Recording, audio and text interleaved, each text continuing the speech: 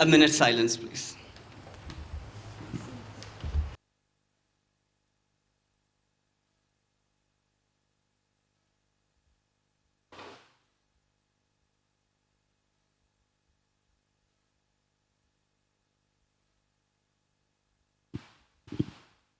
Thank you.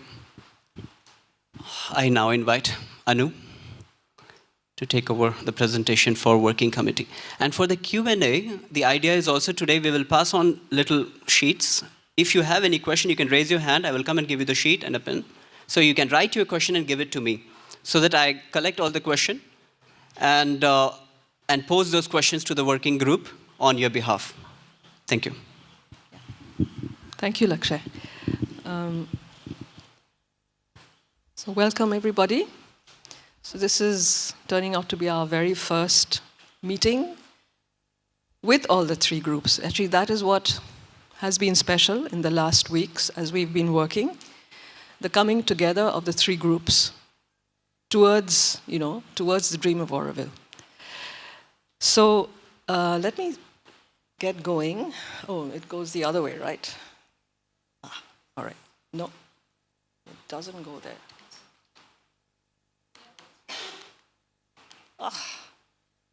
I'm giving away all the secrets. Can you just? Yeah. All right. So we're just going to put this in two halves, the presentation. The first one is a little bit of a quick update of what we've been dealing with, more or less. And the second part is exactly what has happened with the joint sessions and one or two proposals. We don't want to load you with too many because a few things are in preparation, and to share that with you and to ask to see in what way you would eventually want to participate, help, give ideas for that. All right, so the first thing we're saying understanding the Residents' Assembly in the Foundation Act and moving towards the organization intended for Auroville. Now this is not going to pan out into a big discussion right now. We're just going to put something, share something with you, and something for us to think about. And you can communicate with us as well, and we'll see how to take it further. And the reason we brought it up is because of all the issues that have been coming up in the last weeks, whether it's the ROR, whether it's the court cases, whether it's the general division that we're going through, misunderstandings between groups, all those things. So, this is gonna work. Ha.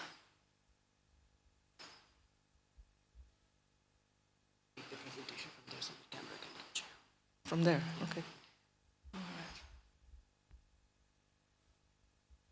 I just want to catch this. This is not going. Both ways. All right, fine. Thank you. So in the Act, one thing to understand is where we stand. And the main clue which is given in the Act is the way the Residents' Assembly is defined. It says the functions of the Residents' Assembly. Before that, we have a whole section on the Governing Board, and the Governing Board basically says the powers and the functions. And it's clear that it holds executive powers on certain things. Now, where do we stand? So it shall perform such functions required by the Act and shall advise the Foundation, the Governing Board basically. And amongst different things, it'll allow for the admission and the termination. It'll allow for the register of residents, in the register of residents. It will organize, it will formulate, it will recommend proposals. But for all these things, it comes down to this last line that everything needs actually to pass by the approval of the Governing Board. Now, the reason we are bringing all this before you is that, all the years that went by, we didn't really think about all that. We're having to think about that now. So it's important that we are aware. And then, for the purpose of carrying out its function, it may establish committees. Now, the Governing Board also establishes committees, but there's a difference. We may establish committees to do certain things, but the Governing Board, when it establishes committees, it does so because it is empowered or is made responsible for them to give a certain report back. Oh, that was nice. All right, yeah. Yeah, next. No, go back. Yeah. Next one. Okay. Next one. So then we come to working committee, and one of the things everybody's been jumping at us is, you are the working committee of the governing board or the foundation. Now, that is something which doesn't make any sense. The working committee has to be of the Residents' Assembly, and it is. So, but the only difference, the catch which need to understand, the working committee has to serve or assist both the residents and the governing board or the foundation, as the case may be. And right now, as we are working, we are doing both. So you have the situation of the ROR or the situation of the visas or other issues, so we have to kind of assist that side. But then there's also the daily requirements which are there for which residents come to us, which we continue with, right? So that is happening. And again, the manner of choosing, all those things we know. But again, whatever it does, it has to have that approval.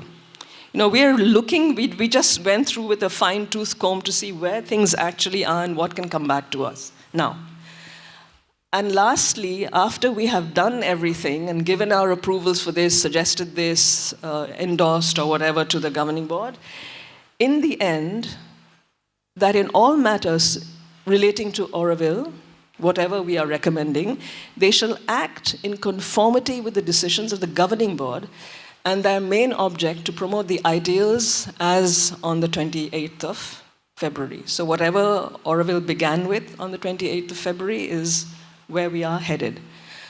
Okay, next one. Right, so Residents' Assembly in the last years has developed much more towards a kind of, you know, it has developed this democratic process, and we are seeing where it has led us. So we started going back to what was actually said about the organization we need to go towards. And one of the main things has been that we want an organization which is the expression of a higher consciousness working to manifest the truth of the future. Now, if we want to go there, what are the steps we need to take? So obviously, when we found that, that really made us sit up.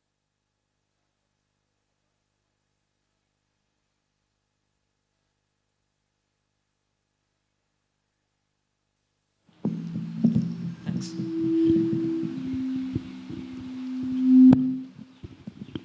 Okay. So it says, I'm speaking against democracy. It's not that I don't know the truth behind it, but I speak against democracy because that mentality is against the truth that is trying to come down. So I suppose Sri Aurobindo knew what he was saying there, because he was doing that work of bringing it down. So let us say that it is something we need to move towards. So one of the things we'd like to do is this exploring to move beyond democracy. Can we have the next one, please? Okay. So now it's the mother, and this is sometime back in 1966, and she says scores of people have come, they're just sitting and talking, and they're already discussing the political situation.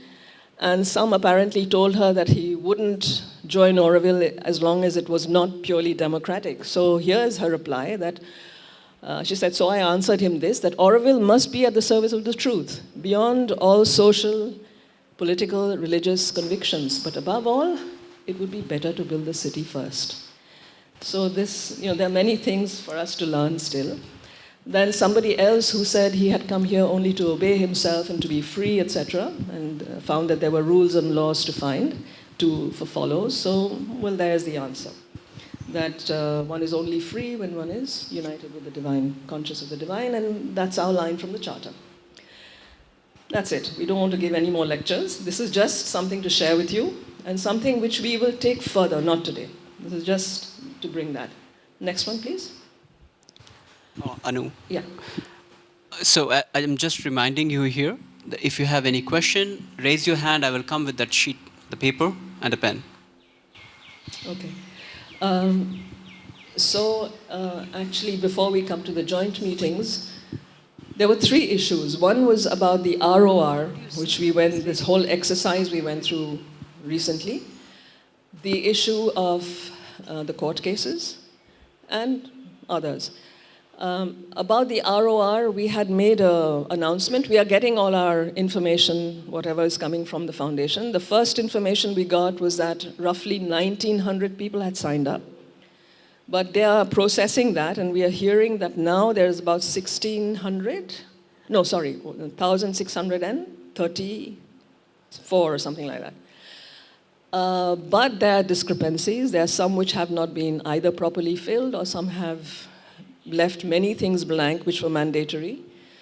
And we are also finding out the fact, we are cross-checking people who actually passed away for a long time, but it has not been updated because the foundation was not informed by us that this has happened, or that people have actually left Auroville more than 5 to 10 years, and those names are still there. So all that has to be kind of put in place. And the reason we have to do that is because we checked with a few people outside the Auroville system, and they were kind of said, but how can you run an institution like Auroville without having that? That's almost like a mandatory thing for any organization. You go to your consulates or anything, they'll tell you the same thing. So just sharing on that. I would like to just call Arun, where are you? Yeah. That, there's been a lot of back and forth and a lot of allegations and accusations, so, which has only brought a lot of division, and we would really like to cross that divide. So, Arun. Hello. So, I think most of the people are mostly active since December because we're going through a lot of incidents. But before December, we had multiple meetings. We called multiple meetings. I was at least present in 15 meetings for a collaborative step. And I didn't see much active participation, but after December, I see much active participation, but the community is somehow divided. One thing that I want to make sure is, and to just remind people, is to make our life easier, Mother has written the charter. It's more simple if we follow the charter. And the other thing is, Auroville has been and always will be a great example for the surrounding village and to the rest of the world. So everything that we do here will reflect also outside. And since we have had a lot of time to really talk, like 54 years, there could have been a lot of moves to encounter the issues of the Crown, master plan, etc., etc. But still, now we have decided to put court cases and many things against us Aurovillians who are going to live here, and also the groups which are there for Auroville. And one big concern I have is the future, which is us and the ones which are going to come.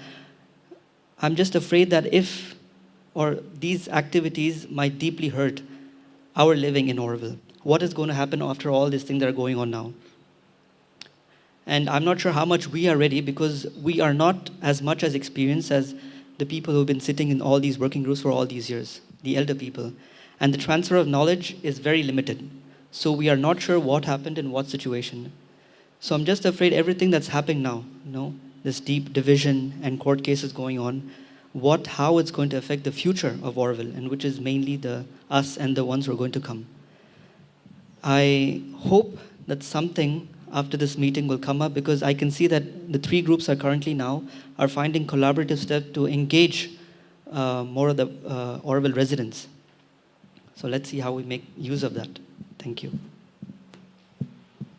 Yeah, so we come next to the joint meetings, which started once these two groups started to function. And after our first meeting, it just seemed very natural that there are so many issues, so many projects which need a cross-pollination, which need a cross-understanding just to speed up things, to make it more efficient, to make it more harmonious as a working ground. So we actually meet minimum once a month now, and sometimes even more whenever the need arises. And so each of the groups, there are several task forces have been formed in certain areas which are challenging or are urgent. And we're also looking at certain projects which can be done across the board. And this is the one the working committee has taken up, because one of the biggest roadblocks is human resources. And we are a very small community. For the job which is in front of us, for the experiment that needs to be accomplished, it needs people. So Tina, over to you. Thank you, Anu. So, can we have the next slide? So we have to grow to 50,000. And this is not a small task because we are not prepared. We have to prepare a lot of things to invite more people. And we are planning in 1 year to prepare the ground in Auroville to invite 1,000 people. That means we have to have everything ready, like work, accommodation, where volunteers, via perhaps newcomers who want to come. We have to send out a call to the world, like the mother did in 67, 68. Auroville is ready, please come, do you want to participate in the adventure of consciousness? Something like that, where we're going into a second phase of an accelerated growth. So 1,000 beds, we call it the 1,000 bed project. And perhaps it sounds like a lot, because right now the entry group is admitting less than 100 per year. So this is a very meager, small number, and we want to grow now faster. We want to make Auroville ready to grow faster. We're putting the infrastructure, so people should come, should participate, should collaborate. They should live here. So how do we do this? Next slide. We could have, there are pending lists with the entry group of people who wanted to come, people who have left Auroville, maybe out of frustration or out of wasn't the right time. We could write to them again, invite them again. There are some ideas what we can do to invite people. For the next 10 to 12 months, we could have 100 people per month, and we need your help for this, because we are only a few people in the working committee, and those people need to be guided in Auroville. They need mentors. They need to be told where is what. They have to, be able to learn about Shirabindo, about the mother, about Auroville. What is this whole experiment all about? So we need mentors, a resource pool of mentors. We can go to units, services, schools, individuals who are willing to take volunteers or newcomers or even guests for a 3 to 6 months trial and have them try it out Auroville. We could, have the food at Solar Kitchen, other kitchens. We have to make sort of like the basic necessities ready. Means what I see here, we have, the main thing is the mentors who are guiding the people, so they're not just running around Auroville like, faster, you don't have time. Okay, so the mentor pool is very important, and we want to call on all of you to please come forward and take newcomers, take volunteers, take guests, take people, and introduce them to Auroville in any way you can. Anyway, it's whatever steps we can take, it will find its way. So after 3 months, they should work somewhere, they should make some assessment, do they like it here, what is going on well, needs to be changed. So savvy entry teams hopefully will assist on that. May I have the next slide?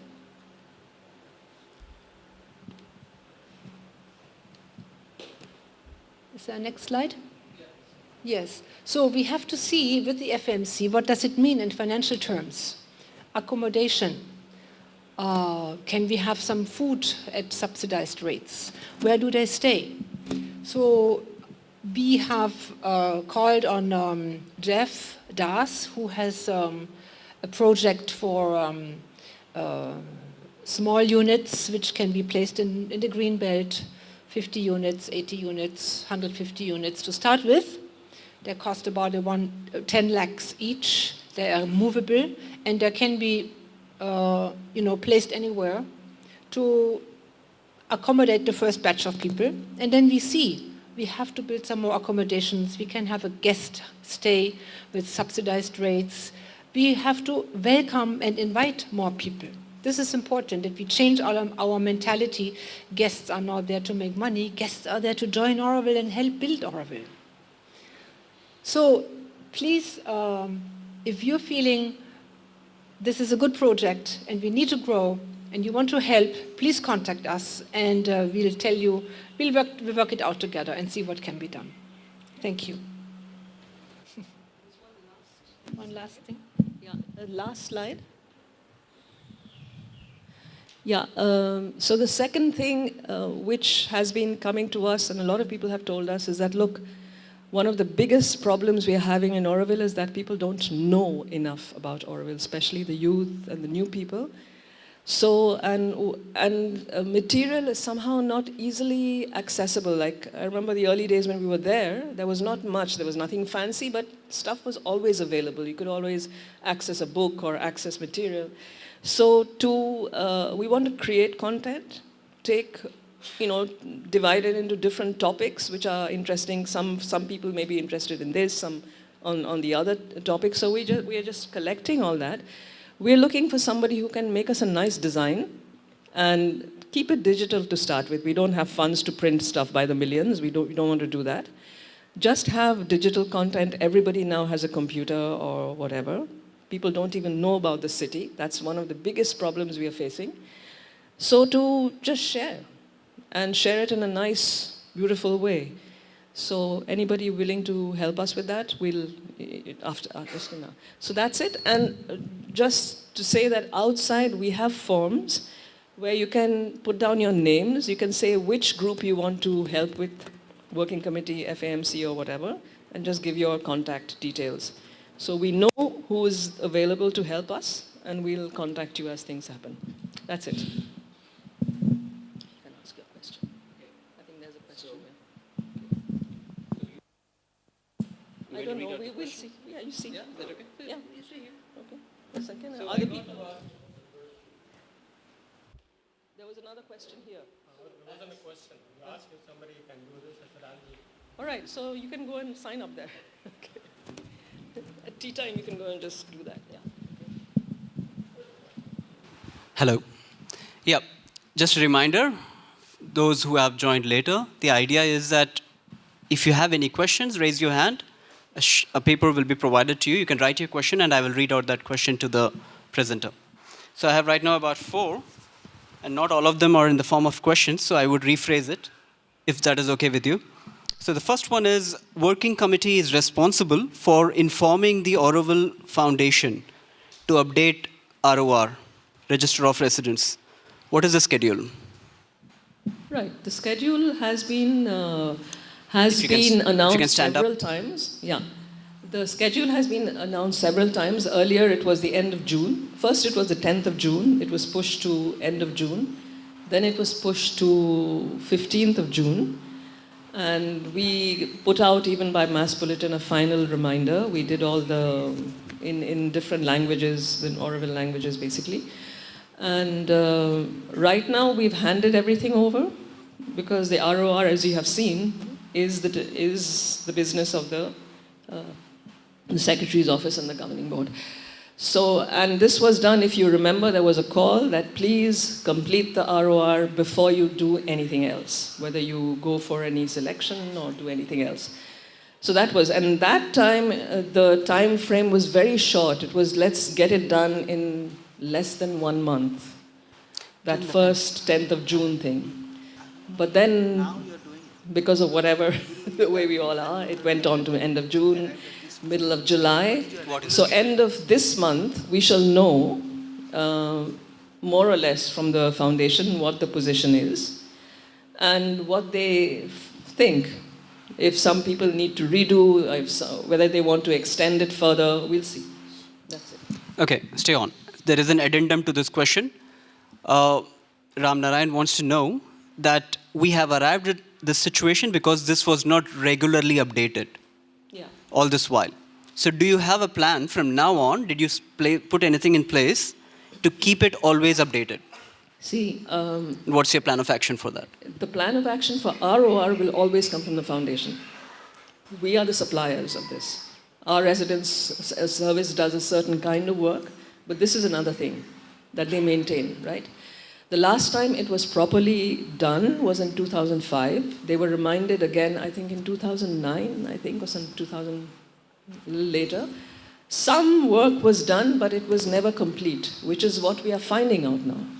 That either we never, gave the foundation all the update details which had to happen regularly. And from what I'm hearing, that they would like us to keep it updated for the next years every year. So, let us get this one done properly. That will already be a big step.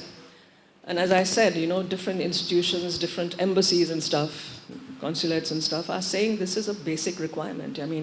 How is it that an institution like yours doesn't have an ROR? So that's for us to take responsibility for. That's it.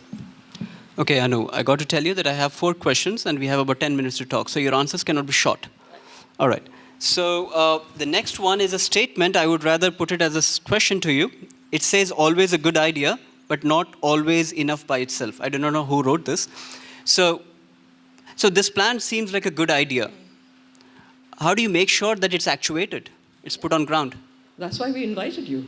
If This good idea can only work if you all are there. We are there with the 3 groups. We will do our maximum. But we are not going to exist like that. It is there because Auroville has to be, and we all have to be there together. So this is the participation we are calling. fair enough, Yeah. but that's something which is given to understand in the community. We all are willing servitors, right? Yeah. But given the scenario, which is realistic scenario, Yeah. you know what is on ground. So how do we make sure that whatever plans you have, with given whatever amount of support that you get from the residents, how do you make sure that you go forth with this? The plan really looks impressive. Large, yeah. Large and impressive, yeah. Yes. Okay, we shoot to that number, but we do our best to get there. Whether we'll reach there, we don't know, but at least that attempt shouldn't be stopped. We can't stop Auroville. We can't stop Auroville from growing. There are many ways, like we listed out, Tina mentioned. One is that we see the existing list of people who actually want to join. Some people who have left for whatever reason. Then you have the list of many volunteers who are coming. And then you have, we have had very good interactions with some of the embassies and consulates. And they're willing to help us to reach out to people, and this was before you met, whatever. And so we have to kind of tap into these energies, tap into the goodwill of people, tap into the help which is on offer. So there's a lot of work on our side. So this has to be done. Great. Because the reason I'm bringing in consulates is that it shouldn't become, our growth has to be harmonized with everybody, all kinds of people. We are a universal town. We also have the AVIs who are actually tasked with that to bring people to Auroville. So we will communicate with them and ask them, please increase your efforts. We need more people in Auroville. Fair enough. Now that you are here, the next question is towards you.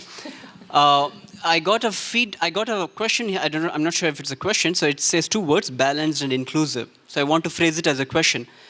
How do you ensure that there is a balanced reach out to the people who may have different counter viewpoints, and how do we make sure that it's inclusive, that it kind of takes forward everyone in Auroville? Yeah, you basically asked me how to solve the conflict. That's Perhaps. what you're asking.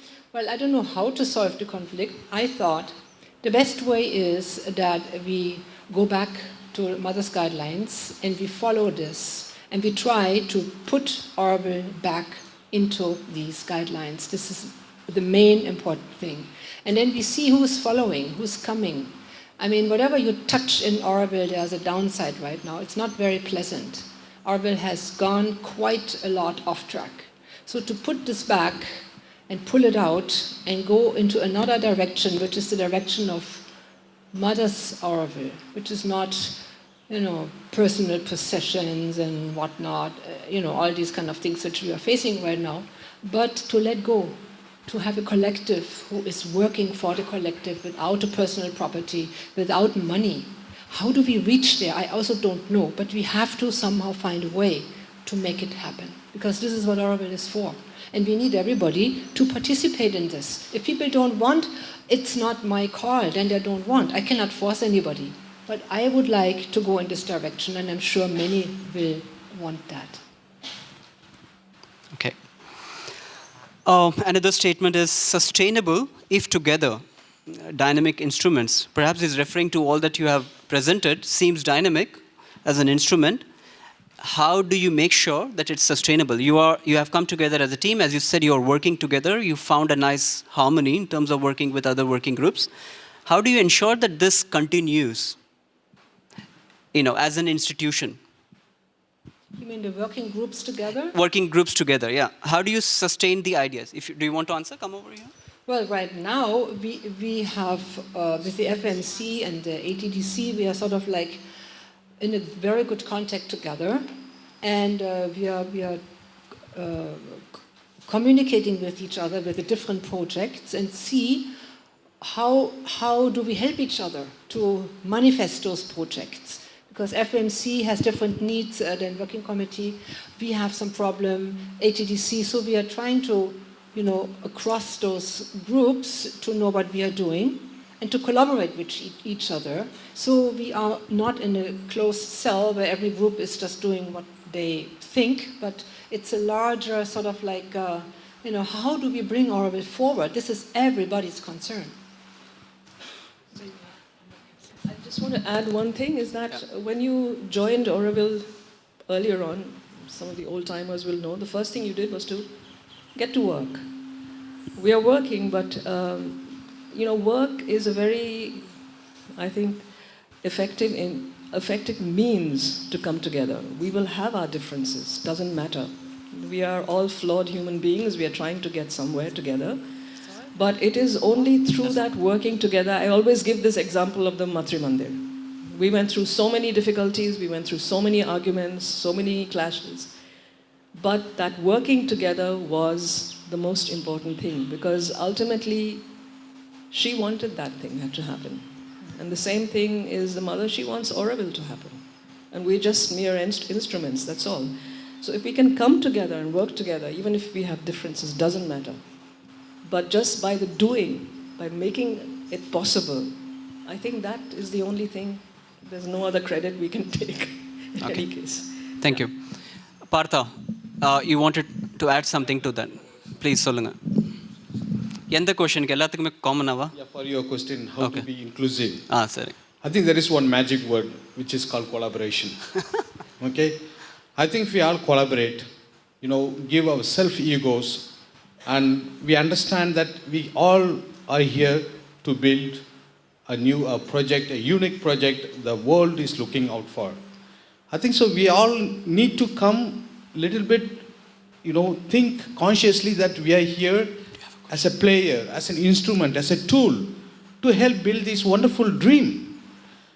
No one else can create such a unique project anywhere in the world. Auroville is such a beautiful place. Let's all be beautiful people and let's build this beautiful community. Let's let go all our, this kind of energies and come. Let's all collaborate and let's build Auroville all together as a family. Okay, Partha, now that you are here, one more question has come up. You want to add something to that? All right. I add this question also, maybe you can answer together then. So the question is, you want to bring more volunteers. That's a noble thought. But then why the secretary is blocking visas for volunteers who are already here? So do you have any data about what's happening with the volunteers? I don't think the secretary is blocking anyone, any visas. I'm very sorry, but I have a volunteer waiting for the last 7 months to come here. For the last 7 months since December last year. So, Don't tell me there is no blockage. So just for the camera, I'm repeating the question, that he says that for the last 7 months, he knows a volunteer who wants to come here, but he or she has not been provided the visa to come and work in Auroville. Okay, so you come to working committee, You will resolve that. Yeah, we'll look at this particular case because this may be, I don't know, we just come to know. So in the last 7 months, did that come to your notice ever? No. Till now, I don't think. So from now on, would you like to, just to add to that, would you like to make an announcement that from here on, anybody who faces, any volunteer who faces issues with visas can reach out to you, and you promise that you will make sure. Yeah, all right. So we know that today we are facing a mess. Normally, Auroville is quite a messy society, but today the mess is even bigger, and there are many cases that are not resolved properly. We know this, and we are trying to solve whatever is there. We are trying to sort out these problems, and in the next future, something like this will happen more, because there is a very chaotic situation at many working groups and at many different levels. In the present situation, the only thing that has made is to make worse the normal situation that we have, that we never have been very good at the level of organization and all that. Okay. I want to say something else. We need in Auroville to achieve all these objectives and to have a very clear future. One of the things that we need to change in Auroville in the next months is the governance of Auroville. I think that we have gone off the track at many levels, and we need to recuperate the very clear ways of Auroville, and one of them is the governance. We are listening all kinds of things. We are putting the democracy as the last thing. We are having residents' assembly that they want to become something like a parliament with different opinions, all under vote, different parties even. Never in the history of Auroville, even the master plan was approved without voting. In those years, in Auroville, we have the consciousness very clear. We should not vote, because each time that we vote for option A against B, there is a division, there is resentment, there are all kinds of problems. And we were looking in those years, and the master plan was a good example for me by consensus. But trying to go beyond the democracy, trying to go beyond. This concept has disappeared in Auroville in the last years, and we have gone more and more for voting, and this party and the other party, and the only thing that we are doing is to create a bigger chaos. So in the next months, and the governing board have told already, we want to discuss and change the governance systems of Auroville. Anu has started with the Residents' Assembly, because it's the first thing that we are seeing, and we should study very well the papers that have constituted Auroville. We should study the experience of the last years and see what is the best things that we can take for the future and what should be discarded. And I think we have good examples at any level. So that will be a task for the future. Super. So I think we stop right now the Q&A. And if you have any more questions, as I said, we have a little bit of cushion in the end. You may ask for the sheet. And next time when you write for working committee, on that sheet you can write for working committee, or even you can ask a particular individual. Now I invite our FAMC friends to come make the presentation. Torkel, for you. Floor is yours.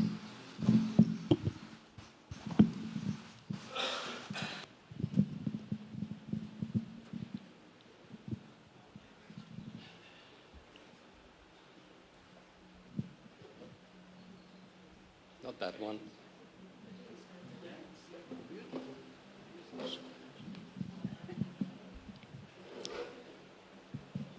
Thank you. I would say it's about, it both strange and a bit difficult to stand here today. I have often in this room warned that unless Auroville found a way out of being a stagnant and being a dysfunctional management, I think Twan have warned many times also the same. It's that if you couldn't get out of this, it would be difficult for Auroville to survive in the future. And I must say now that the wolf has come.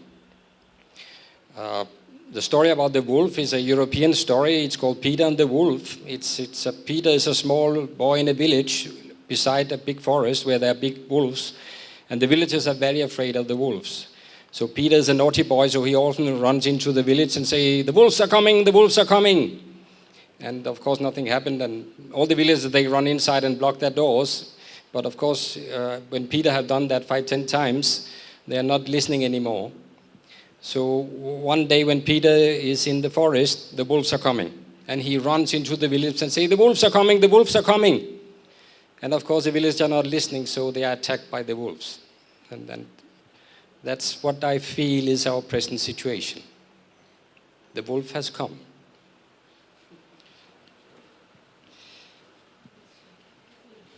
I think a lot of people in Auroville do not really understand the urgency of the situation we are in and the challenges that are in front of us. They as usual, think things can go away. But I don't think. India is changing. Things are not going away this time. And being a member of this FAMC, we have, of course, opened all the cupboards. And I must say it's a bit of a bankrupt system. And as another senior Aurovillian said to me, it's like Auroville have been eaten up from inside. And then it's actually very sad to see, and that's why I'm not very happy to stand here today also. First I will say that it's not an attack on any of the earlier FAMC or any of the other members. There have been a lot of good FAMC members, and they have done a lot of work to clean these things up. But they have actually never been successful in it. And it's because there is a systemic problem in Auroville that is extremely difficult to clean things up. It's extremely difficult to change. And if people don't want to respect or comply to a rule, they just leave it. And what you do? So a huge amount of accumulated problems are there in the cupboard. Many of them are old. Many of them are old. They have gone on for years and never been solved. They could not be solved. And sometimes I feel that the working groups are somehow, they're seen as who are you to judge? How are you to decide upon what I want to do? And we just got a mail from somebody applying for a service unit, which actually it's not a reply to us, it's a reply to the former FAMC. And they were just asked to change something in the application because of there were some rules in Auroville that has to be respected. And they wrote directly that they wrote, your mail is very judgmental, and you should get out of the old habit of taking decisions and governing. And I thought, okay, where do you go from that point of view? That's a bit difficult. I often feel we do not have respect for rules, neither our internal rules nor Indian rules. We have been able to get away with it. We don't have any gratitude. We don't understand that this huge complex system of units and service units and being able to, foreigners are not allowed to work in India, but they have been allowed under this umbrella. They have been allowed to work. They have been allowed to earn money for Auroville. They have been allowed to earn money for their own existence. And it's all because a PAN number or one system of foundation have been stretched fully out to its limit to allow everybody to be under that umbrella. But there's no gratitude for that. And we don't understand that the foundation actually has a responsibility for whatever takes place under that umbrella. And that's why they now ask for a bit of, you could say, oversight of what actually goes on. Because how can you take responsibility for something that you don't have any oversight of? And Aurovillians are normally saying they should not be interfered in any of this. This is our right. And there's a lot of entitlement that this is our right. We should come back to the point of view of being a little bit grateful what we actually are allowed to do.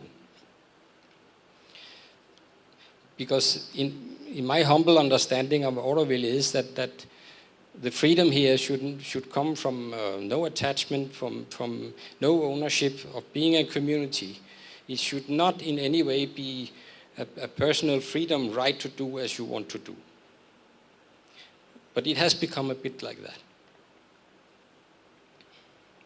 And when we say this famous sentence that Auroville does not belong to anybody in particular, some take it fully granted that Auroville is a state in the state, which of course is not true. The statement as I see it, it's an aspirational statement. It's something you should aspire to.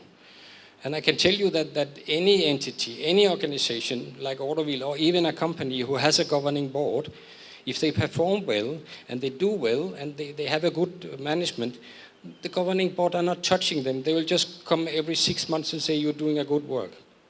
But the governing board's role is, if things are failing and you are not performing, the governing will come and say, now you stop it.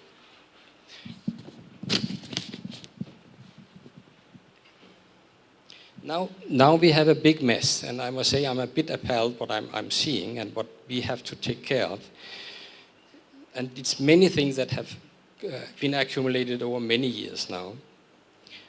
I won't scapegoat anything. I don't want to come with examples. One example we all know is the old Portus. For many, many years, they managed to be between two chairs. Either they were income generating unit or they were a service. And when they were asked for contributions, then they were a service, and vice versa. And they got away with it many years because nobody could stop it. And how can you have things running for so many years and not being able to stop it because everybody can see this is not right?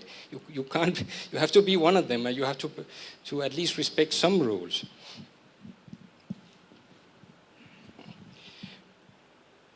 So there's a huge urgent need for change now, and for restructuring and for compliance. And it's very overwhelming, I must say, very overwhelming, because we have actually squandered away 10 years trying to say, let's see, things will change. And you could say that our earlier governing board, they actually told us many times, this is not good, this is not good. They allowed it to take place. And I come to the conclusion now that it's actually quite a disfavor they did to us. They allowed a lot of things to take place, saying this is an experiment, but all these things accumulated up because they were never, ever corrected. Now we got a new governing board, we got a new international advisory board, and we got a new secretary. The first the governing board came with was a long list of changes that is needed. And it's not that this governing board was actually analyzed situation and did a lot of intelligent work.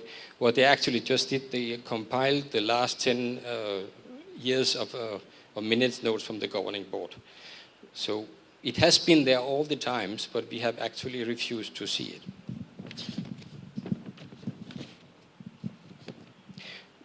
We got a new secretary, and she's putting a lot of pressure on us. And I can say, also as this group, we are getting a lot of pressure, and it's not very comfortable, I can tell you. It is not. But when you say that you need more time, the answer will always be, what did you do in the earlier 10 years? It's difficult to say, yeah, but give us more time. We will try to get more time, but there is a huge pressure. A lot of people in Auroville think that we can just sit it out, this busy secretary will disappear and we can go back to the golden days. First of all, I think the golden days actually never existed. They have never existed. It's something you see when you look back in retrospect. And things are not going back. What you might not see, but what is obvious is that the secretary is also under a huge pressure from the governing board. The governing board is under a huge pressure from the ministry. And I can tell you the ministry knows us very, very well, and they are not very happy. So, and it's not only that line of pressure that comes all the way, it's also a huge pressure in India itself. India is going through a huge movement of compliance. It came with the GST, but anything is getting compliant. Everything is changed. India is changing very rapidly. It's from the other day I saw that the cows in Tindivanam are not allowed on the streets anymore. And there's a new rule that all boring wells have to get a permission, and they have to get only a certain amount of water use per year. So things are changing very fast. And Auroville cannot avoid this rapid change, and we have to comply to it. And it hits Auroville actually more strong than anybody else because we have been so loose with things for so many years. So the things that has to be corrected now are just unimaginable.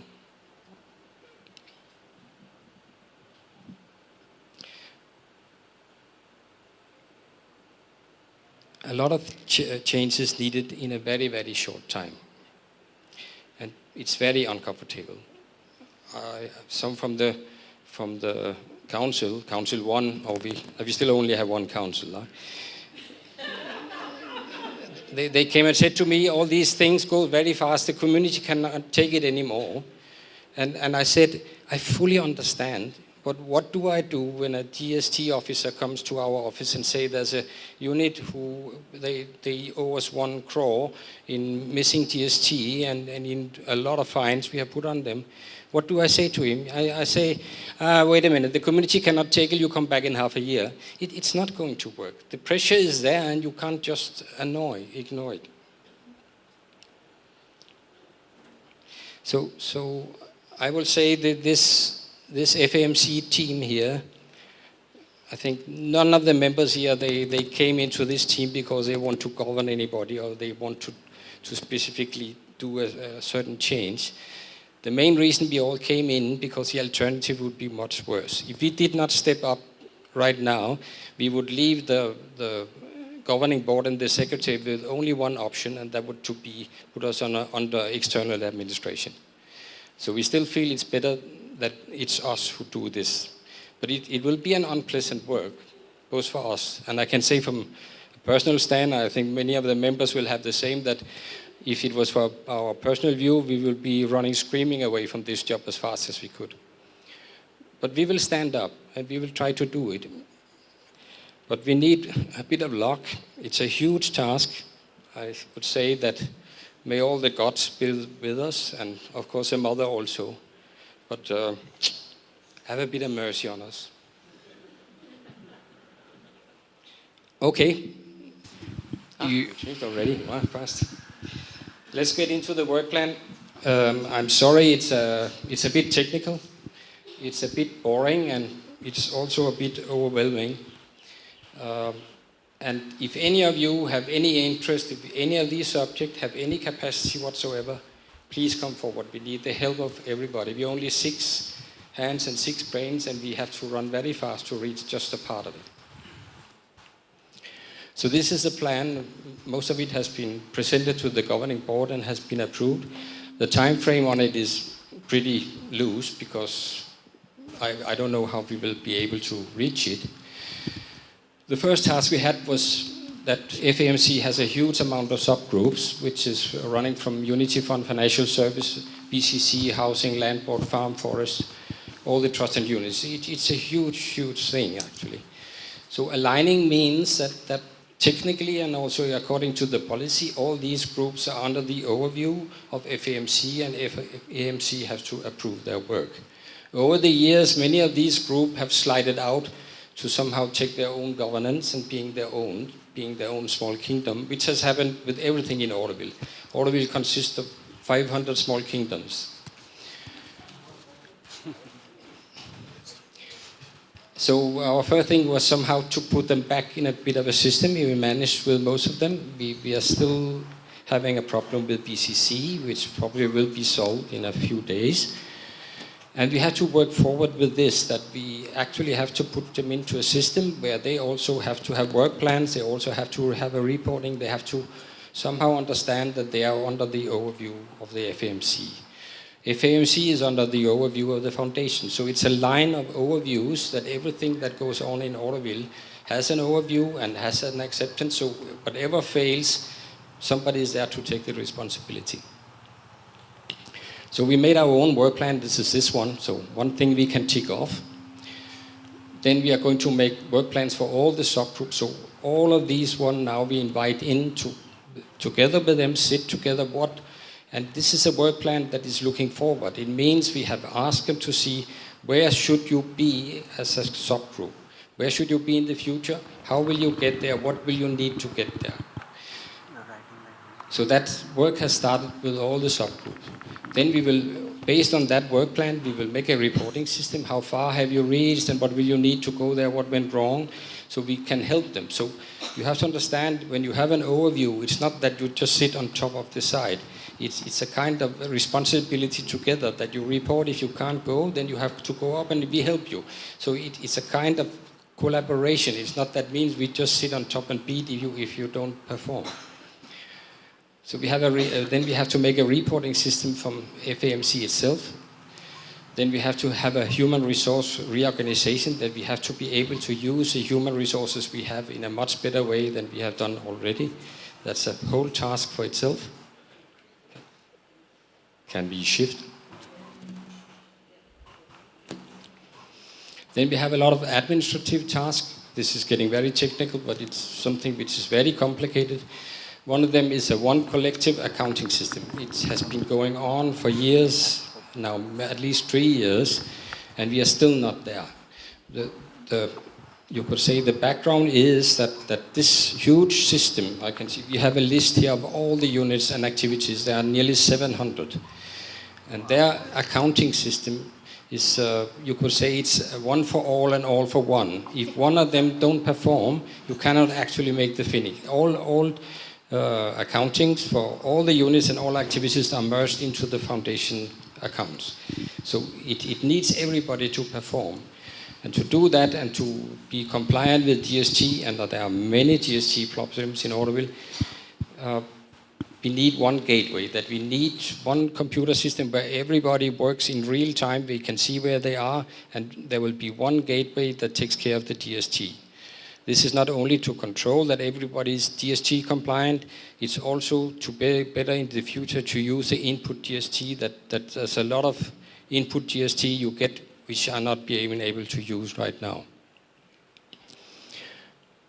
Then in this system will also be a monitoring and support system for all units. We will both be able to monitor the units, and we will also be able to give them support in many different ways, both accounting-wise and, yeah, okay, I'm being pushed from all sides, huh? Okay. Okay, we have to make budget for all of the subgroups. We have been very loose with this. For example, BCC now was supposed to give the budget for this financial year in March. It's still not there. So we actually now 4 months in, for nearly 5 months in, and they actually still don't have a permission to spend money. But that's how we have been running. And so we have to make the budget now very fast. The budget for this year should be finished. It should have been finished half a year ago. And then next year we will try to get all the subgroups to have the budget in time. And then based on this we can make a budget for FAMC.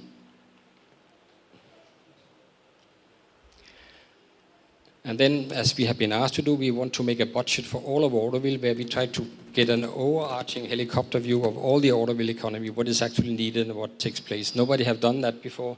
We have tried many times, we have never succeeded. Then it has been created. It's a kind of, it's called Auroville Integrated Information Service. It's a data system that encompasses all data of Auroville, from all people, from all land, from all buildings are in one system, which will be applicable to all working groups, and it's, to a large extent, it will also be open to the community. It's a way of being more transparent. We have to consolidate all data of all the people, land and buildings in Auroville. We have to validate and correct all these data. There are many, many errors in whatever is there now. This system will be integrated and will be accessible for all. As administrative processes will be put into this system, it's a lot of management things. I'm sorry to say, Auroville has to get a bit of a dose of good old management. This is what we are doing. Then we also in this data system will take care of all communication from all working groups, mail, workflow, document system, all will be stored and all will be made available to all. Now it's all stored in all different kind of Gmails and all different drives. There's no overview and no way of sharing it between groups. There will be a monitoring system for use of all land and buildings.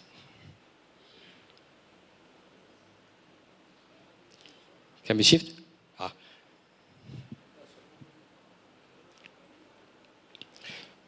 Then we have a lot of structural tasks. We have to review all the policies for BCC, housing, land board, etc.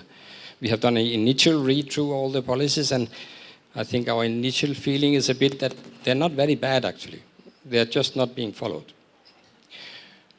So what we might want to do instead of reviewing the policies, which is a bit more tricky, is actually to make what you call administrative instructions. Is how to, the policies are often on a level where it's a little bit difficult to understand how it should be executed. So we will try to make an, you could say, a translation of the policies into administrative instructions. Then we want to review the whole contribution system, which has been asked for many times. We want to review the whole maintenance system. We want to review farm and forest activities. And out of this should come a plan for Auroville food production with the aim that we should be much more self-sustainable.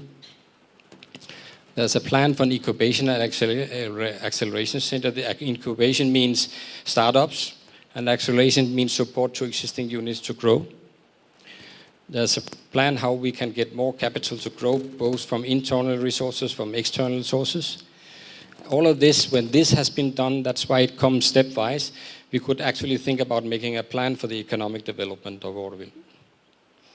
And then we have ongoing that we very much want to support prosperity, because we see prosperity not only falling very well in line with the Auroville values, but especially that a lot of the things of the mess in Auroville has been created because people have tried to get their income in more or less sneaky ways. If there is a prosperity system, you could say there's no reason why you should do stupid things. Can we change? Then the main challenges to the work plan is, of course, the polarity in the community. This is a very difficult thing, which might lead to non-participation from the community, because how can we implement things with people is not collaborating? We need all the subgroups to collaborate. I think that is mainly coming in line. We need staff and resource people, and that's again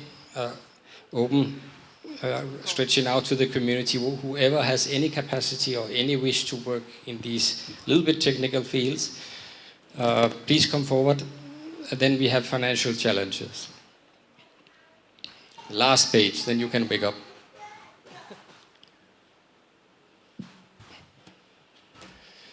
But now I have been quite negative, and it has been a little bit sad. I want to end in a little bit more positive way, because I also feel when a lot of these things have actually bogged us down for many, many years. It's actually have been a drain on this. And in some way I find that all this mess we have created is actually why we can't grow. Because it's a normal thinking in the development world that if you have mess, you can't grow mess. If you grow mess, you just get bigger mess. It's not possible. So the only way to grow is to get out of mess and then start growing. It goes for companies, it goes for family, it goes for a place like Auroville. So I really feel that if this could be set free, there's a huge energy in Auroville. All the energy have just been dispersed. It goes in all different directions. If you could focus just a bit of it, it's amazing what we could do. It's really amazing. And Auroville should be a joyful place of creation, not of fighting and bogging each other down with stupid things. And to just point it out in small things, but there are many, is that I don't know why there have been such a resistance to a shared accounting system. Why should units be interested in doing accounting? It's not better that somebody takes it over and say they will do accounting for you and make it sure that it's fine. You should concentrate on something else, so that energy could be set free. And we have not been very good in using the human resources. We often in Auroville have this feeling that when people come here with an experience, they should do carpentry or something else. It's okay, but if people want to work with their profession, why not allow them? And of course, prosperity instead of money exchange, because we really see that a lot of things can be avoided if you don't have a need to try to bypass any rules. There's a plan for growing much more organic food and actually make it into a kind of brand for Auroville, where selling of organic products could actually become an income, which would actually maybe could provide a lot of the food for us. And collaboration between units and under one Auroville brand, that's something we have talked about for many years. We have never been succeeded. Units in principle do not collaborate. And it's very strange in a place like Auroville, which is a place of collaboration, that is not happening. And we should have economic growth based on Auroville's strengths and values. We can talk as much as we want about building a crown road, and I think I don't disagree, it's not needed, but that does not in itself create growth. Growth only comes if you have the economic resources. When we had the big retreat, Aroma Revi, who was here, and he made many very beautiful reports, which is still very valid. And he, one place clearly said that no metaphysical explanation should try to override that you need the economic means to progress. You cannot just explain it away. It's a basic fact. I'm an economist, so I also say the same, but it's actually true. You can't just do economic development by pretending that you are metaphysical. It doesn't work like that. I'm not saying economic development is per se is more important, not at all, but it has to go hand in hand. And I think maybe that's one of the things that had disappointed me in Auroville is that there was not much openness. That I saw Auroville as a project for the world, a project for humanity, not a place where people are a bit self-satisfied, staying inside and trying to lock it off. And I never understood why we were no more. I fully understand we cannot have visitors all over Auroville, but come on, we could at least have Baranivas open for visitors. Huh? We are struggling to get Baranivas to have any kinds of content because there are 200 Aurovillians who go there once a month. You can't do any activities like that. International zone have always been meant to be open, but it has been blocked. So I'll stop here by saying that I really feel if we can unset all this mess we have, we could really grow. Thank you. Thank you, Torkel. I'm sorry I was putting the pressure. As usual, I was putting the pressure in the larger interest of everyone's tea time. Okay, quick questions. I have 3. You have 1 more. Can somebody pass on the 1 more there? Can you please collect it and give it to me? Thank you. So the first one, and I think it's better in the interest of time we keep it very short. So the first one is from Hans. You were talking about having an opportunity to peek into the cupboards and looking at the skeletons. What has been wrong there? Like what? You alluded it being a little bit, not to your taste, or you getting shocked. What were there? If you can give some examples to us. Quick ones. I don't want to mention names, but I'm quite surprised how many things have... I never found it possible that you could have 2 houses in Auroville. I never found it possible that you could have 2 maintenances in Auroville. But I will not mention names because we actually want to try to clean these things out without creating any disturbance. We just want to clean them out. I actually have an idea, and maybe I would like your point of view, that we would like to give a carte blanche period of 1 month, mention few things which should not be happening in Auroville, ask people to come forward, we will take it, just clean it out without having any eyebrows. That could be a first step to say, we clean it out together. Okay. So you don't want to give any examples. All right. So maybe you can write to them personally to come, and you can write to them saying that you have 1 month time to clean it up. The second one is from Devasmita. She says, in outside world, there is always a pressure during some months of the year. Here in Auroville, it is happening now. What are your priorities to solve those issues? We had 200 priorities, and they are all interlinked. It's very difficult to give a priority because they are all linked.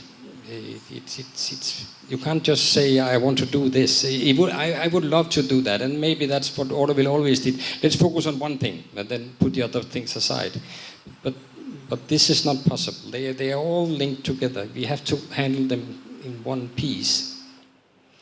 But maybe the last one I would like to warm up, if you could be a little bit more open.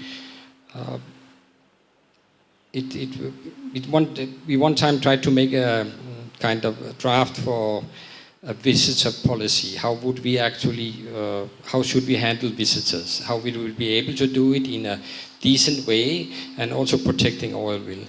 And in many ways we have treated many visitors not very politely.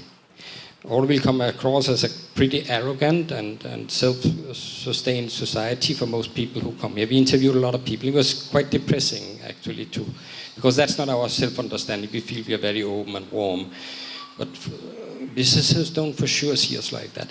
I think we should change that. I'm not saying we should invite visitors in everywhere, but at least receive them with the respect. And I have heard many Aurovillians say that I came here as a visitor first time. I was only a visitor, but I connected and I changed it and I became an Aurovillian.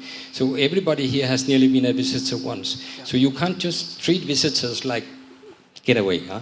Yeah, okay. Maybe a quick answer to this. Will there be a GST, separate GST for all the units? It's a bit more complicated than we all thought, because first we thought we just have one GST. The real truth is that we actually only have one GST number. Yeah. We just have many sub-numbers. That's a bit of a Indian way of thinking, that you can have both one number and many numbers at the same time. What? Okay. Yeah. What we aim at is you can say it's a very bit complicated. I try to do it short, that we aim at a vertical system, which actually will be mainly that there will be income generating activities and there will be services. Then there needs to be a horizontal system, because you can't mix different activities in GST system. You cannot take GST system from hospitality and use in construction and so ever. So there might have to be 7, we don't know yet, 6 or 7 GST numbers. And this system can only take place as a central GST system, because right now where GST is calculated in many different places in different accounting offices, they cannot do this calculation together. So if you want to straighten out the GST system and make compliant, there's only one way, is to make one system. And I would add to that it's very funny that GST system actually pushes us into prosperity. Because the only way Auroville can avoid paying GST for internal transaction is to make it common for all. If there's any condition in a transaction, whether it's service or it's goods, it's any condition, you only get this if you do that, then you have to pay GST. If you make it part of maintenance, that everybody has a right to access a restaurant in Auroville, then you can avoid it. And then okay. Yeah, I have quite a few questions now, and I want to run through it. If you thought the last one was really broad, the next one is easier for you. How will you strengthen the economy of Auroville?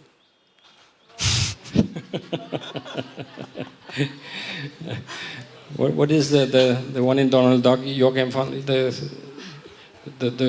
Scrooge uncle with all the money? We'll ask him to come. You can swim into it. All right, maybe you can... No, I can maybe answer shortly. To create a good economy is not something that is you just turn something and then you do something and it's easy. It's a lot of complicated things, and it's a lot of trust and emotional things. It's not easy to say what is needed. If you compare countries that work economically well with other, you can maybe say some things that work. And governance is one of the things that always comes highest when you compare countries which perform economically well and one who does not. So I actually feel governance will be one of the important things to change. Fair enough. So I have the next one. If you want your name, I would not be able to assume your handwriting and see that who it is. So please write your name on top. I do not have a question, but I have a deep gratitude to the people in these 3 groups who have come forward to be the bridge between past and future, between something and the government, between Auroville and the government, and save the dream for the future. Thank you. You want to respond to that? It was not a question. No. Thank you very much. So the next one is, we have many policies, guidelines, compatibility with each other is a concern. Is it possible to constitute a group who would something all and make them compatible with each other? Yeah, that's a good question. I'm sure we need to work on all the policies. I think the short-term thing is what I mentioned, that we will actually right now say many of the policies might be okay, and then just work on that they are actually implemented. Then a longer time work, because changing policies is a long time work. It's not something you just do by that and write a new policy and then it's like that. So I actually feel that we can come very far just to try to respect the existing policies. Okay. So the next one is, there is a sense of control by individuals being executives of multiple units. How to sort it out? And the next one, part B, is humility to serve Mother Nature. Perhaps, how do you offer that?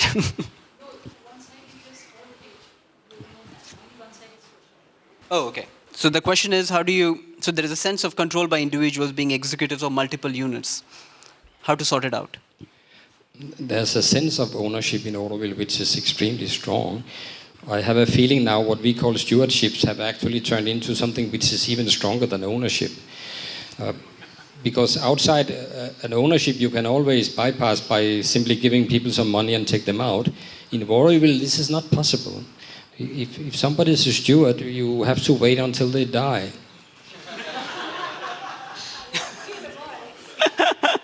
All right. Okay, so the next one is not about that. It's about the young ones. For supporting startup, incubation, and acceleration, can you share if you have any plans about it? I think the young one, it was the only thing that came out of our big retreat. And I'm still very disappointed what came out of that retreat. The only thing that came out was a focus on youth. It was one of the things that Roma Ravi did. He says, there's no youth in the room. I need 2 youth sitting beside me. And I think we should continue that thing because it's a bit naive to say, but the youth are the future, for sure. And we are old. And we're all old, huh? Okay. So for sure we have to stretch out. We have to give them possibilities. I'm very confident that we will do that. Wonderful. So the next one, again unknown, anonymous. Auroville enjoyed for many years tax exemption. Is this continuing? Quick answer, yes, no? As far as we see it now, yes. All right, next question. No. Want tea now or what? Yeah, please continue. No, I think it will continue, but I think we have to understand now we should not ask for more exemptions. There's somebody who always thinks that we should get some GST exemption, we should get some other exemption. Auroville is not very big in Indian context. And I think we should be a bit grateful if we can keep the tax exemption, which is very important for us. Try to be compliant with other things. Don't ask for more special rules for Auroville. It's not healthy to get too many special rules. So you're saying we are not city of exemptions? Yeah, other except that the tax exemption we would like to keep, yeah, for sure. All right, the next part to this is maintenance of Aurovillians' health fund plus monthly contribution. Could the community take full charge? What do you mean with full charge for Could everybody? take full charge of the Aurovillians' health fund so that perhaps the question is that they don't have to pay individually. I think I presume that's what she's alluding to. Whoever wrote this? Yeah. So I think that we very much focus on the prosperity system. Right now it's composed of a lot of elements that will probably be woven together in another way, and the health will be part of that. I don't have a direct answer to what it will be. Okay. So I have 4 more questions. I'm going to keep this. As I said, in the end, there is some cushion where I can again pose these questions to you. So for now, is that okay? If you permit, we can break out for 3. Is that all right? Yeah? Thank you. Super. So welcome everyone to ATDC's presentation. A similar presentation was made to the governing board not long ago, a few weeks ago. And then we have done the same presentation in a webinar that we presented recently online, and I think some of you were present in that webinar. In the interest of keeping time, I will run you through the presentation, and then we will focus on questions as much as possible. We can go to the next slide. So we would like to present the overall program of work, what we have identified so far, and then there is much more coming. As you see, the aim for us in the city development perspective is in the next 4 years to plan and detail the development priorities for a projected growth of 12,000 new residents. Now, it's not the same number that the working committee said. So this is the planning aspect of it. We would like to plan the infrastructure and the development priorities for 12,000 people. Then we start with the housing projects for 1,000 people, which is more reachable for at least this financial year. And once we start, we will see how the ball rolls also. We have to start somewhere. But the aim is not to stop at the 1,000. The aim is to actually plan for a third of Auroville for Auroville to become a third of its eventual population, which is 50,000 people. And you would have heard the term detailed development plans a lot over the last few months, at least in Auroville. So the good news is we're working on that. There is a step before the detailed development plans, which is the urban design framework and guidelines, because as you all know, there is a master plan in place which follows very much the Galaxy model, and Roger was still here when the master plan was approved and subsequently gazetted. So the work that remains to be done is zooming in on the various zones, the various sectors, and to define framework, densities, building heights, access routes, guidelines, urban design character to these spaces in the different sectors, in the different zones. And then the detailed development plans basically will take us one step further and detail the infrastructure, what is the, the thickness of the cables, the section of the pipes, and so on. So right now, we have taken up the urban design framework and guidelines work in-house with Anupama Kundu as the head of urban design. She works remotely right now and she guides the work. And we have an in-house team of planners, urban designers, and architects. We're still expanding. And subsequently, once this work is completed, we will go to the phase of detailed development plans, for which we will need engineering inputs and expertise. And CPWD will provide a big chunk of this expertise and help to draft these plans. And something that has already started since a few months is the setting up of project cells for bigger public projects in Auroville, such as Siru, New Town Hall, Lines of Force, Line of Progress is one of them, Line of Goodwill is one of them, and other bigger projects in Auroville which were already part of the master plan, which were already part of the original planning and vision. So these projects are taken up in-house now in TDC with project coordinators who are Auroville residents who are leading these cells, and they work with architects and other technicians to realize these projects. We can go to the next slide. Also another term we've heard a lot in the last months, the crown. So the crown is happening right now. As we speak, many of you might have had to take a deviation because some of the pavers are being removed right now from the ground. So one survey has been completed now for the entire crown and the alignments fixed. And we are starting to pave the 6.7 meters in all the lands that belongs to Auroville, except Darkali, where we are waiting the report of the joint committee. But more important than the paving is how we are going to approach mobility in Auroville in the coming months. And the aim is to make the city area of Auroville free of motorized traffic by August 23. We have 12 months to do this. So we are working hard to see what is the strategies, what is the kind of effort that we need to put in to ensure that this happens in terms of, not only in terms of development of nodes and parking spaces, but also in terms of buy-in from the community. How do we ensure that people park outside their cars and then take an e-vehicle and then access Auroville with the e-vehicle? And all of these things are being worked out. Just today even we had a meeting with Kinsey, ITS, and one new initiative called Green Move to see how we can combine these efforts and build something in the southern service node that will be a hub of e-vehicle service, rental, and whatnot. So this is to give you an idea of the kind of target we're looking at. It's a big planning exercise, and there is a lot of need for architects and technicians from Auroville to come and contribute to this exercise, and we will be making a call for this specific task force. Right now, we're also working on the development of the southern service node. It is where the gas service and the telephone service currently is. So if you see, it kind of reflects the way Auroville is built right now. It is sporadic buildings with fences and, sprawl. It has no coherence as a campus. So this is being developed right now as a coherent campus. It's also something that is on the list of CPWD as one of the projects they're taking up this year. And so this is in the immediate vicinity. We can go to the next slide. again, I won't bore you more with this, but there is a whole infrastructure planning that needs to be done, and CPWD will be providing part of the support, and other parts will be from experts around the world. We are still identifying who all we can work with to make this a model not only for Auroville but for the world. All of these things which are listed there, including fecal sludge management and so on.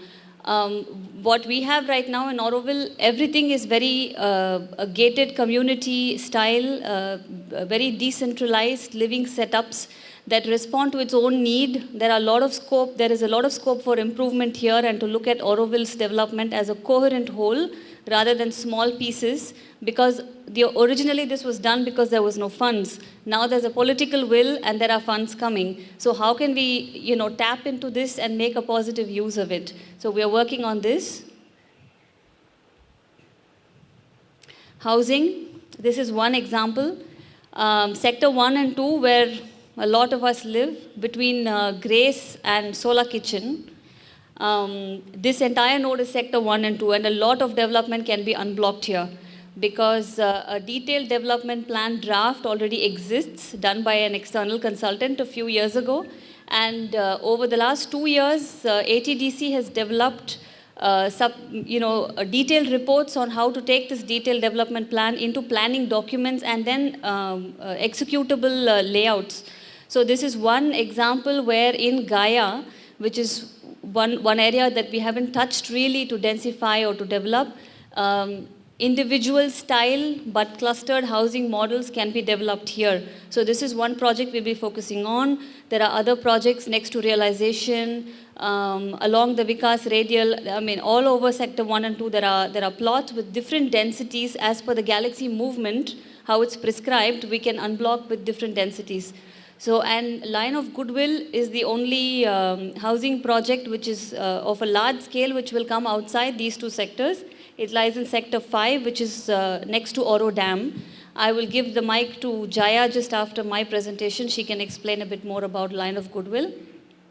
And we will also develop a portion of the habitat area in the city center, because we have quite a lot of services and administrative buildings in the city center, and this could serve volunteers as well. And to develop outlying lands with different models of temporary housing for volunteers plugs into what Anu was presenting about the 1,000 beds. We're still working on this, and we have to see which prototype and where.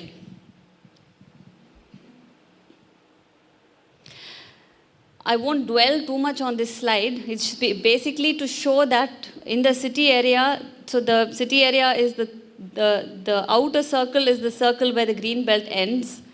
The second inner circle is where the ring road is supposed to come, and the central inner circle is the crown. So you see the purple lines which are there, they demarcate the farms we have right now in the green belt. So it's not much, even visually we can see that. So I would like to say a point here that over the years, for whatever reason, we have given permissions. Our Lavanya Auroville has given permissions for projects which don't pertain at all to the zoning regulations as prescribed in the master plan. We have had a very clear master plan. We don't know why this has happened. And the green belt is one of these zones which, apart from the village developments coming in, as we all know, there are villages in the green belt.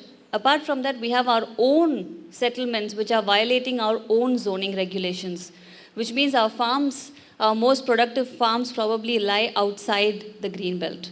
So right now there is an effort to see which projects can, even if they are in the stage of being processed, can be revoked if they are not pertaining to the green belt zoning regulations, and can lands be consolidated to be given to the use of green belt as it is prescribed. We can go. And another program, probably of a smaller scale, is to look at and to develop urbanscape. This is again an area where creative minds can come together and propose many different things, because nothing is defined yet. There is a lot of room for design and expression. But the main task that we will take up is to defence Auroville, or unfence Auroville, Prasad. So we have little gated community models again, which separate surrender from grace for no particular reason.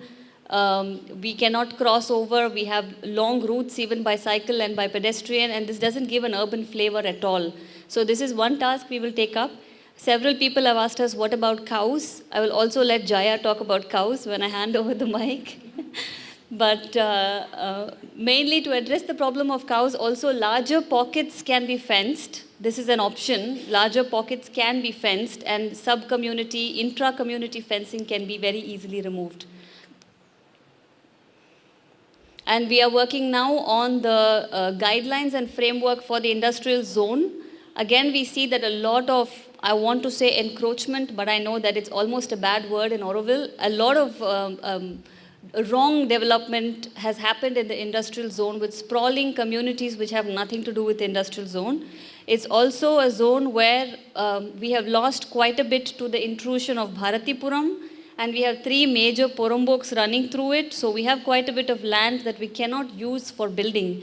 So we are trying to see how can we supplement the area that we have lost in terms of built-up area. Can we add a floor to make it's prescribed to be a total low-density area, except for the lines of force, which Roger himself has detailed out in the 1971 master plan. So we are working on seeing how we can recover what has been lost, so to speak. Crown, we have looked at the crown a bit. Now we will actually do 4 or 5 examples of what the crown 16.7 meter could look like to give it a kind of sense of what is the materiality on the ground, what is the space looking like, how is it used, what are the different elements within the crown, etc. And the colorful map on the right indicates the different sections of the crown the crown service belt, which caters to the different zone. Also, we are seeing now with the projected population how much of this crown service belt need to be developed in which zone, and then putting numbers and usage on it. So this work is also going on. Line of goodwill, I will let Jaya explain after.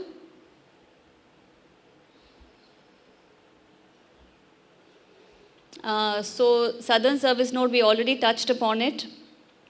We will also include a lot of applications which have come in over the last, I would say 5, 6, 7 years, which include cafes, which includes markets, which includes e-vehicle services and gas repair service, whatnot. We have a lot of initiatives which have come, but they haven't got permission because Southern Service Node has been under discussion since a very long time. So now the discussion is finished and the plan is ready. And hopefully we will start building it. So we will start unblocking some zones. We are now clustering it in zones and seeing which zones, for example, the existing buildings are not very healthy. They can be removed and fresh construction, which is clubbing, perhaps with a courtyard and so on. All of these things are being detailed out right now. So if any of you are waiting for projects in this zone, you'll probably get an email very soon from us. Sector 1 and 2 we touched already. We can go next. And this is to give you an idea of the number of public projects in our list. This is not including at all the list of private developments, so to speak, like houses and housing requirements and so on. We are processing all of these things and they are in different stages. One thing we have started to do since we came in office was dig out applications which have been dormant or not replied to in the last 2 to 3 years. We have at least started with this window. We could probably go far back than that. But it has yielded some very nice applications which can be revived and put to good use today, especially if we can find the money to build those things. Thank you.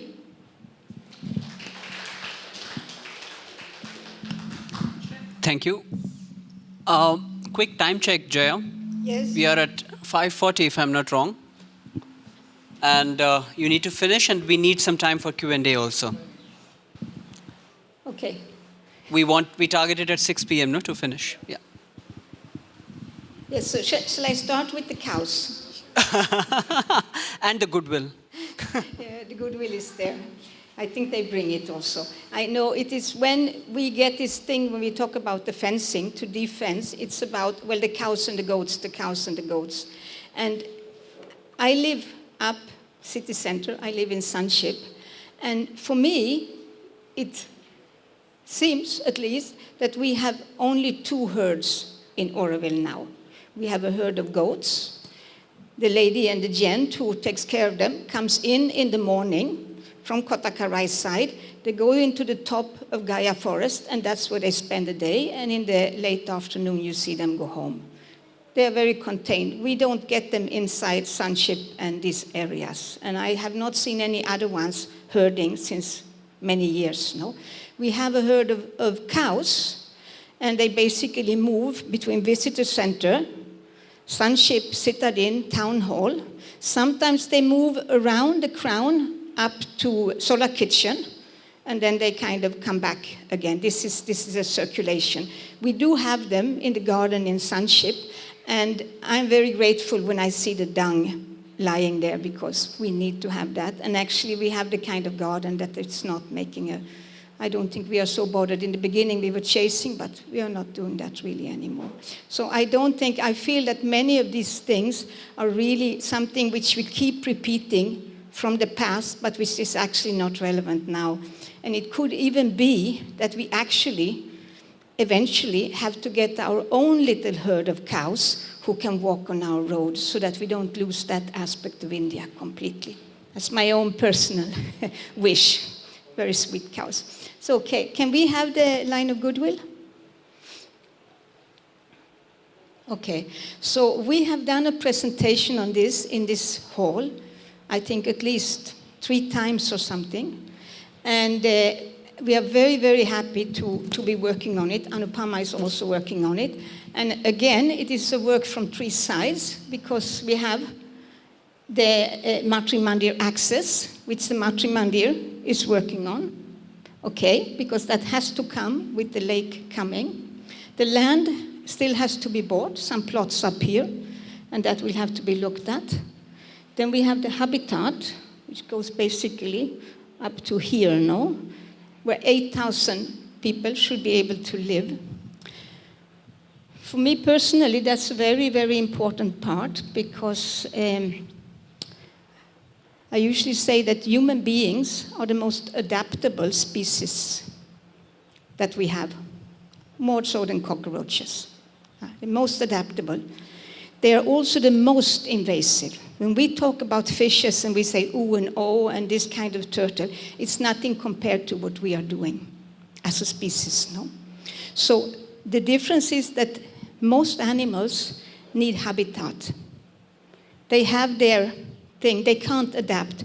And the more refined and specialized the species is, the less is usually their adaptation. We can adapt. We can live in many different ways, and we can enhance it, and we can make it conducive to harmony, to life, to all parts of our being. We can do this. This is the incredible gifts we have now. So, can we build a density?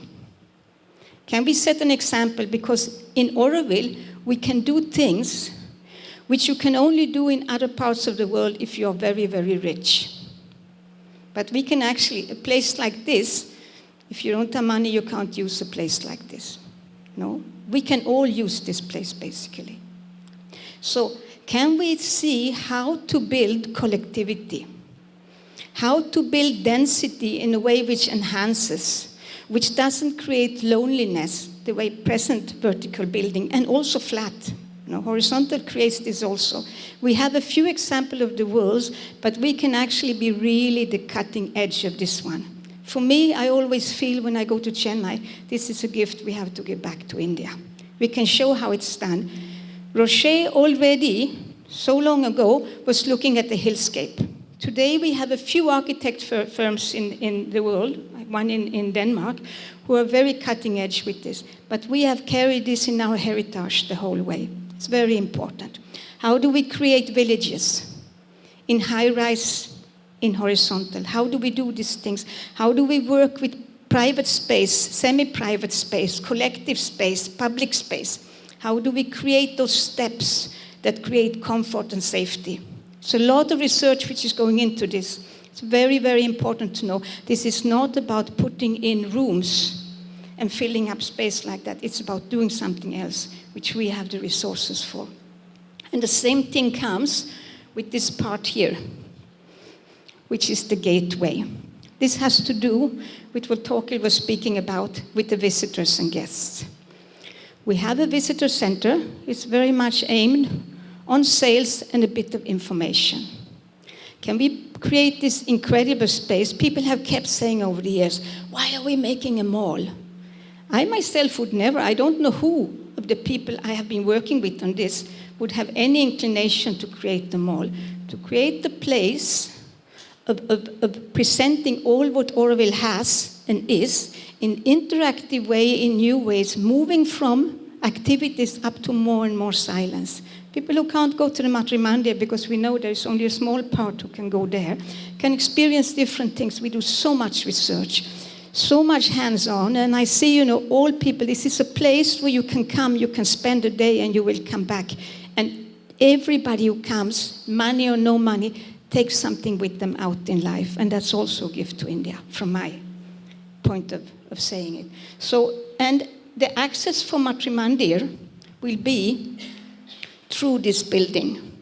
So this whole milling around of people in the community, the way we have it, with visitors like that, will not be there.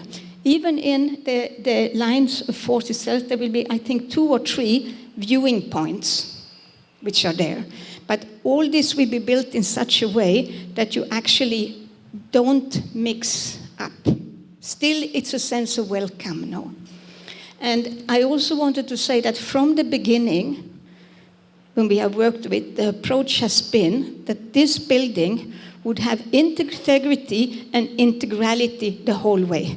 From how it is built, the materials it's built with, the way resources will be used of it, the human aspect and the human scale, all this is supposed to be built into this building. And it is not a high rise like this. You will see, if you see these red parts, they go from 1 to, I think, 4, and this can be done in earth. That is the plan, because that much you can carry. And then the central part, which goes from ground +1 up to 18 stories, is with, what you call it, precast, etc. No, I don't know about the techniques, but that is how it is. So, thank you. Thank you. Okay, so the question time. Would you like to stay? Sindhu, would you like to also join for the Q&A? Please come over. Yeah. I have quite a few questions, as you can already imagine. If you can stand up, no, so that others can see you. So, thank you. All right. So I have about 15 questions. There we go. 16 questions.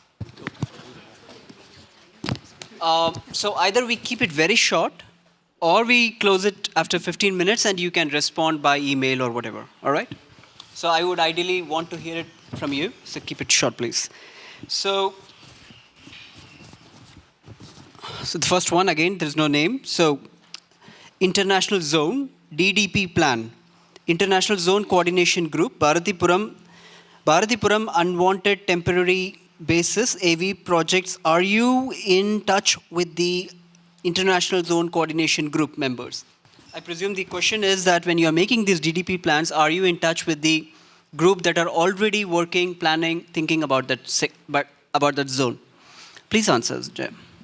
Well, right now there is no active international zone group. We are actually talking about the fact that we have to activate this group.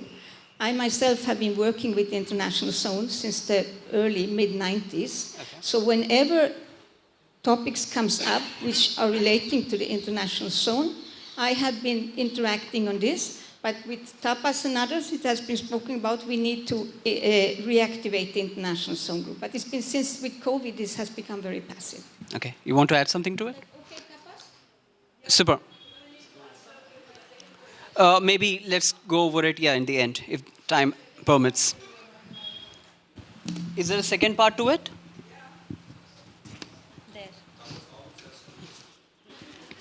So I asked the question also, second part, International Zone Coordination Group, Bharatipuram. Okay, I think it's about what will you do about the village, the Bharatipuram, which is there in the IZ zone? We are not ready to answer this question, but that point is definitely, of course, on the table when we look at the planning of the international zone. All right. The second one is ATDC inviting new projects proactively? I would say yes. As we showed you, there are a list of projects which are cells under the ATDC now. So these are public projects, as we call it. We will also help with the fundraising or looking for government funds to park it under which umbrella, etc. Yes. Okay. So if there are some applications, based on what criteria decisions are taken right now? This is very general. Yeah. I think the main criteria for taking I assume these are for projects, no? Yeah, not the infrastructure one. I think whoever asked this, it is for the projects if somebody is applying for something, house, unit or whatever. Well, overall, I would like to say that the decisions are taken in alignment with the vision and ideals of Auroville. I think for us, it's very important that we keep coming back to this. And there is an approved master plan which has followed all due process over years. So these are the basic criteria which defines our direction and decision making in general. But for project applications in detail, we can talk about zoning regulations of each zone. That is one of the most defining criteria right now. We first see if it fits in that zone, and if not, can it fit or can it be rearranged? And I think Jaya would like to add something about personal projects. Yes, I think that what we are looking at, because it is a bit like what Torquil was saying, when you start to go into the cupboard, it's actually really very, very shocking. I have been very upset a few times to see what has been happening, for example, when it comes to density, etc. Okay. And building projects, really very painful. And I think that what we really are looking at is, for one thing, that ATDC will be holding building projects. It will not be any more plots of land giving out for some time like this. We really want to densify up, see how these things can be. Also looking, because in the master plan, you have density and you actually have sizes of spaces. We have done always what we like to do with all of these things. So I think we are looking at much more collective facilities, building in a way that it enhances collective use, and holding to spaces and sizes and densities. I think this is what actually, when you say in general, the master plan, there are things, and I think that we are just in a situation, like also Torquil were talking about, we're going to stick to rules for a bit. Okay. Because we have gone so out of that. If you allow me, I would like to add one more to this. You said the DDPs are being developed, and on another hand, you also said that proactively people are welcome to apply for projects. So will they have to wait for the DDPs to be done for the project to be approved? So on what criteria will you take the decision now before the DDP is there? So we have actually, the closet that Jaya spoke about also has a lot of good stuff. We have had a lot of good studies and more than studies actually, proposals and whatnot done over the years for various zones in Auroville. I think what we have the least information for right now is the cultural and the international zone. The international zone has been done in terms of planning by several people in the past, but we haven't come to that. Okay. What we are doing now is we're focusing on the residential zone, and we're focusing on the industrial zone, and we're focusing on the service belt and southern service node. Fair enough. Okay. So, yeah, continue. Yeah, so for us, since these plans exist, our work is to collate them to come up with one design guidelines that will serve as the base for giving building permission. Of course, some projects may need to be put on hold if it falls in an area which doesn't have any clarity, but we are trying to see if we can put projects in areas where we already have clarity so they don't have to wait for too long. I don't want to anger ATDC people. No? So, next. Is there a 2-meter deviation on the crown? That's a question. I don't know. Is there a 2-meter deviation on the crown? I hope I read it correctly. Yeah, that's the question. Short answer, no. All right. So I think the question comes from the alignment work which has been going on. So we have been seeing that in some places there has been a misalignment of the crown by the previous survey team. Yeah. Because different survey teams have done work in different parts. So now the alignments have been fixed. 2-meter deviation, no. Nowhere. Yes. All right, so from the banyan tree, it's 690 meters, and that's what you're still following. Yes. All right. The next one is, there are already some 10 to 15,000 people living in the villages within Auroville. Ediyanchavadi, Kottakarai, Irumbai, Alanguppam, Sanjeevi Nagar, etc. Given that they cannot be relocated, if we plan for 50,000 residents in Auroville, aren't we going to go way above the 50,000? I think they are including the villagers who are 15,000 people. So if you put together, in terms of infrastructure, it's a 65,000 for which we need to plan. How do we deal with this idea already now?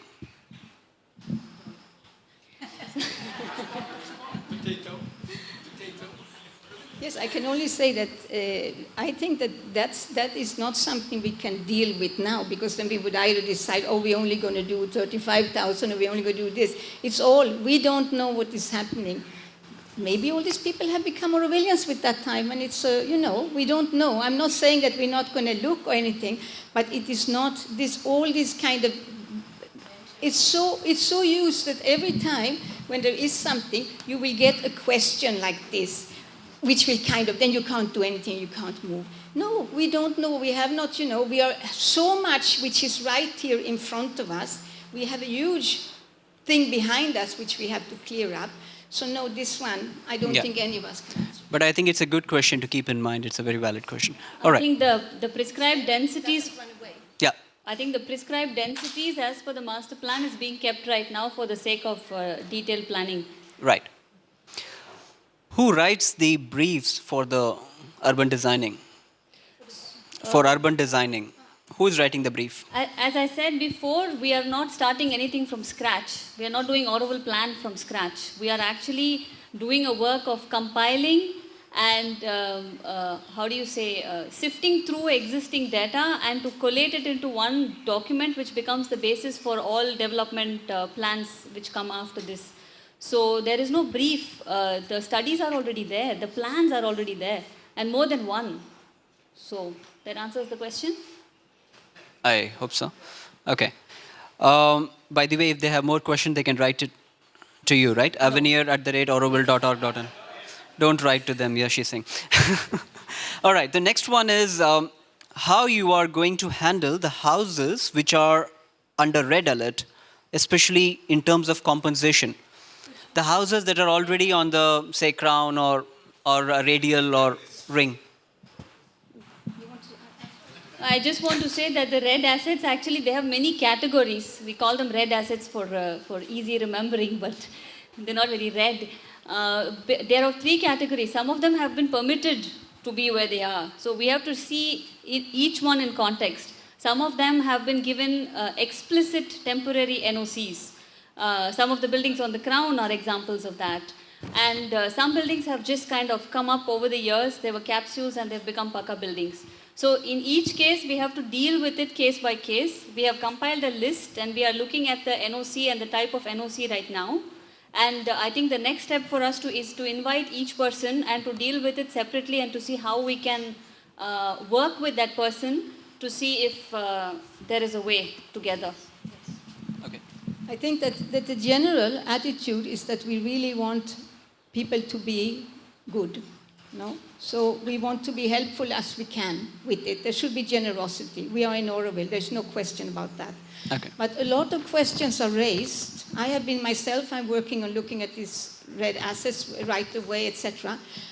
To see the amount of projects which has been placed on the rights of way, on where the lines of force were supposed to be, and we have the maps which have been used when this has been happening, and you see big areas belong to Auroville, but the project is placed right there, again and again, and it is like you really have to question what on earth has been going on.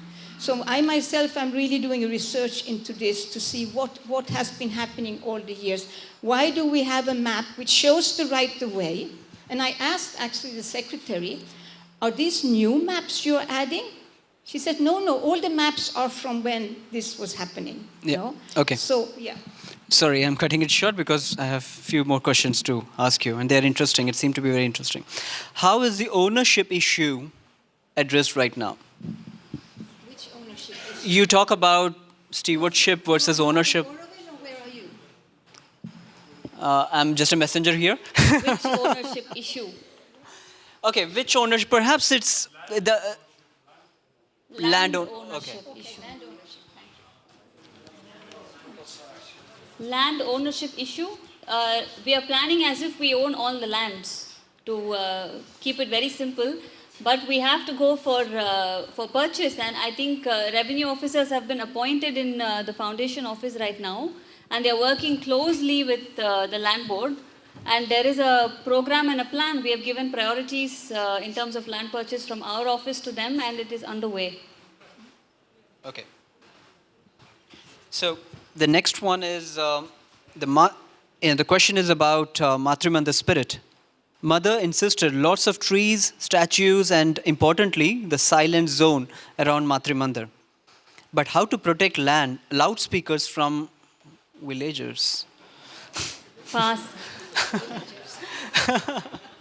All right. No plans yet. All right. So I have a set of questions from Sat Prem. I begin one from the first one.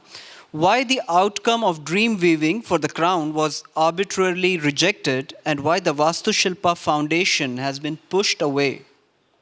Did you push them away? The answer to both questions is no. They have not been rejected. I think, and the Vastu Shilp Foundation has also not been pushed away. So why they are not part of ATDC? Why they have not been given the... I mean, we heard from the community that they are to be doing the DDPs for Auroville. And suddenly we hear, I think that's where the question is coming from. And suddenly we hear that they are not part of the project anymore.